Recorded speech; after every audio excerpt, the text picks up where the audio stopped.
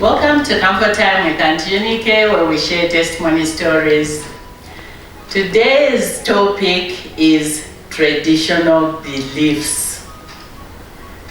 Have you or anyone you know found themselves in a situation where they have to choose, where they have to be traditional or follow the Western norms, and whether those traditional beliefs are helpful or not?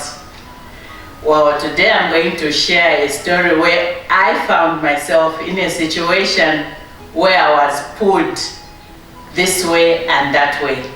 Do I go with the traditional beliefs or do I go with the common sense that I was feeling is something I should do? Well, so what happened was that like I shared in the video how to determine a baby's gender. I had two daughters and I was very happy with my girls, and my husband did actually want us to have any more. He was like, no, we are done. But I was very curious. I said, you know, it would be nice to know what it means to raise another gender. So I embarked on investigations of, is it possible to have a child of another gender by choice? As it happened, it is possible. I linked up with a nurse who told me, no problem, I can walk with you through this journey. We need to chat, we need to do what, all details of how we went about it are in that same video, how to determine baby's gender. So I had prayed about it and I got a blessing. So instead of having one boy, I got twin boys. So I was very, very, very grateful. So after I got my babies and I was in hospital, and the hospital where I was, you pay for extra days after you deliver. So you're in the hospital like for 7 days. And after I delivered, I felt like I was healthy. So at night I delivered during the day, and I kept on checking on my boys because I wanted to feed them, because I was feeling so blessed. I've never felt so loved like I did when I was staring at my boys. I was like, God, you gave me what I wanted. Thank you. I thank you for all my 4 children. And then the children were not waking up. They fell asleep, and I kept on checking on them, and the nurses said, you know what, the children are just as tired as you are. Take a break, go and rest. You sleep. When they wake up, we will wake you up. I was like, no, I want to breastfeed them myself as soon as they wake up. So they let me. So every so often, and the nursery was near where I was, every so often I'd go to check, and it wasn't my baby crying.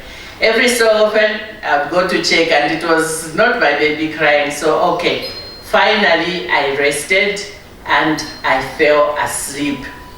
So when I fell asleep, that's when the boys woke up, and it was late at night. The nurses came to try and wake me up. There was no waking me up. I was so exhausted. So eventually they decided to give them formula because they're waking up other babies in the nursery. So when I woke up in the morning, I ran to the nursery, and the nurses teased me and they made fun of me. And yeah, I want to breastfeed my children when they wake up. Where were you when they woke up? We tried to wake you up. You were just busy, fast asleep. Your children were waking up. Everybody else had to give them formula, and I felt so bad. So anyway, eventually the doctor came, examined me, examined the babies, but since I'd signed up to be in for 7 days, they said you can't be discharged. So I pleaded with them. I said, look, I'm feeling so good. And the children are healthy. They were born with a natural weight. They were 3.5 kgs each. So I said, I can take them home, I'll care for them. They are not my first. I've raised 2 girls before them, so I know what I'm supposed to be doing. They said, no, if you decide to go, then you're going to forfeit the deposit that you paid because you're supposed to be here for 7 days. I was like, no problem. I will forfeit the deposit, just let me go home. So that's how I went home. And when I got home, the community, of course, was very happy because I lived in Lusaka, but I always used to go to have my babies in Chingola, in a different town where my mother was, because there's a good hospital, the South Hospital, Fibeng Hospital, that my parents felt they wanted me to be at, and my husband didn't have any objection to that. So I went home, and people came to visit, and of course I wouldn't allow them to have access to my baby. I told Mom, no, they are too small, so for now I'll just keep them in my room. When they are stronger, then maybe people can come to see them. I didn't want a situation where maybe someone has a cold or what and they pass it on to my babies. So that's how I kept them away. And then now a discussion came that the children, since they are twins, there's a tradition that we need to do.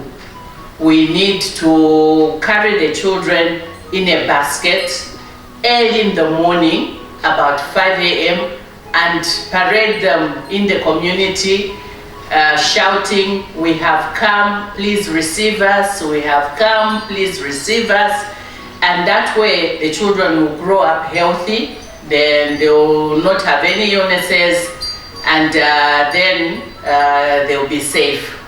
So Mom and other relatives and her friends sat me down and told me about that belief. I told them, I said, you know, these babies are just a few days old. They were born in March, and in March here in Zambia, that's the rain season. It was cold and it was drizzling. I was like, there's no way I'm allowing you to parade my babies that early. They would catch pneumonia. And they were like, no, this is something that is done always, so you need to do it. I said no. The people went back, but Mom promised that she would convince me.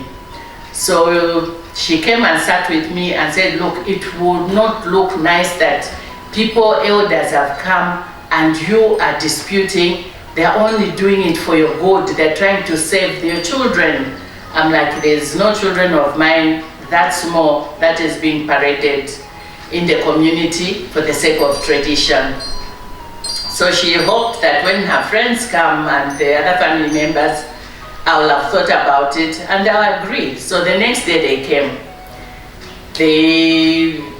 Early in the morning. So they were like, okay, Yunike, we are here, bring the babies, bring the babies.